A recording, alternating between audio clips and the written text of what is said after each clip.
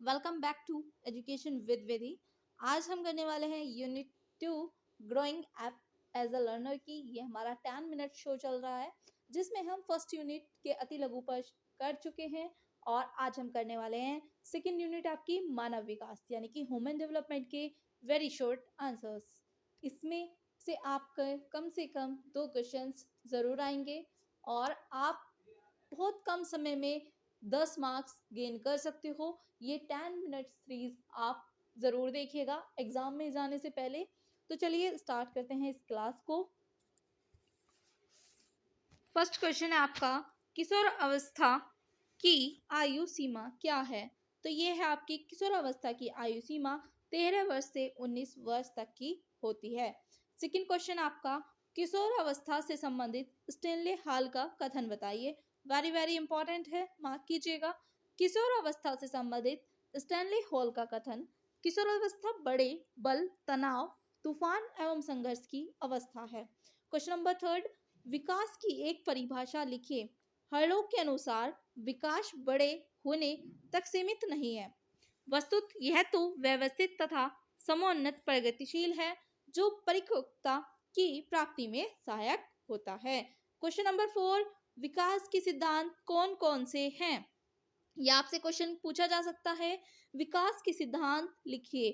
विकास के सिद्धांत, पहला आपका मनोविश्लेषणात्मक सिद्धांत, सेकंड आपका संज्ञानात्मक सिद्धांत, थर्ड आपका अधिगम सिद्धांत। क्वेश्चन नंबर 5, वृद्धि को प्रभावित करने वाले 2 कारक बताइए। फर्स्ट आपका वृद्धि को प्रभावित करता है वंशानुक्रम, सेकंड आपका करता है लिंग भेद। क्वेश्चन नंबर 6, विकास की प्रक्रिया कब से कब तक चलती है? विकास की प्रक्रिया गर्भकाल से लेकर मृत्यु पर्यंत तक चलती रहती है। क्वेश्चन नंबर 7, अभिवृद्धि एवं विकास में प्रमुख अंतर क्या है? विकास का प्रत्यक्ष मापन नहीं हो सकता जबकि अभिवृद्धि का प्रत्यक्ष मापन हो सकता है।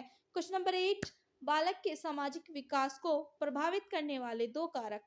तो आंसर होगा आपका फर्स्ट पॉइंट पर्यावरण, सेकंड आपका वंशानुक्रम।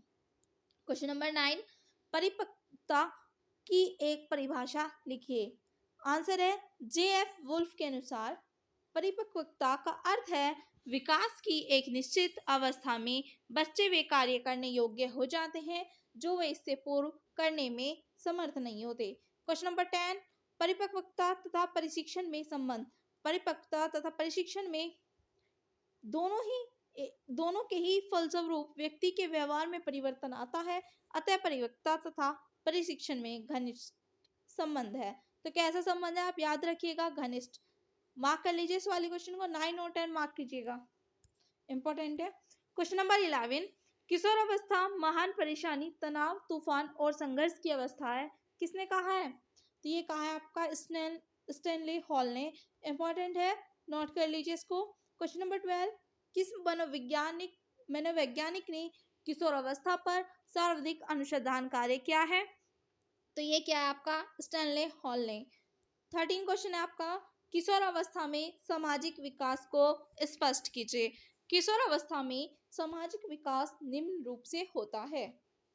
पूर्व किशोर अवस्था में मित्रता की भावना का विकास, पहले से असमान लिंगों के प्रति आकर्षण उत्पन्न होता है किंतु परस्पर आकर्षण होते हुए भी उनमें संकोच और लज्जा के भाव सदा विद्यमान रहते हैं। इस अवस्था में बालक और बालिकाएं अपने अपने समूहों का निर्माण कर अलग अलग करते हैं।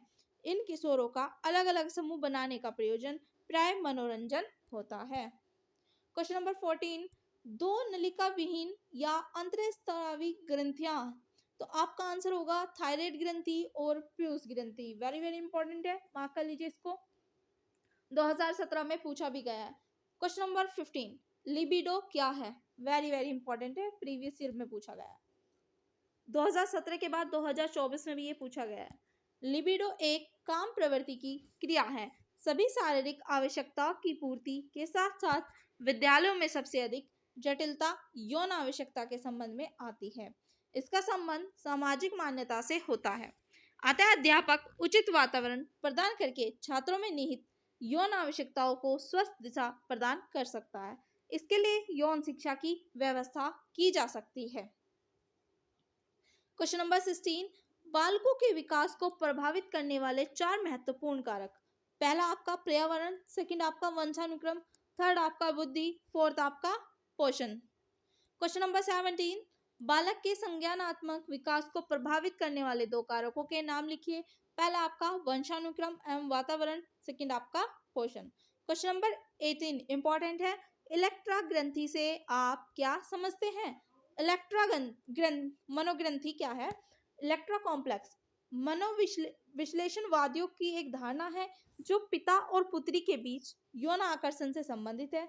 इस धारणा के अनुसार जैसे पुत्र स्वभावतः माँ की ओर आकर्षित होता है, वैसे ही पुत्री का पिता की ओर संवेगात्मक तथा कामुक प्रकार का आकर्षण रहता है। क्वेश्चन नंबर 19, मास्टर ग्रंथि को कहते हैं? क्या कहते हैं आपका? पीयूष ग्रंथि। इंपॉर्टेंट है, इसको मार्क कर लीजिए। और यहीं पर आपकी क्लास ये समाप्त होती है। मिलते हैं हम नेक्स्ट क्लास में। उम्मीद करूंगी आपको ये क्लास अच्छी लगी होगी और आप हमारे चैनल 100 से जुड़ना चाहते हैं तो चैनल को सब्सक्राइब कर लीजिए और वीडियो को यानी कि हमारी इस क्लास को लाइक कीजिएगा, शेयर कीजिएगा और कमेंट करके बताइएगा आपको क्लास कैसी लगी है। Thank you so much guys.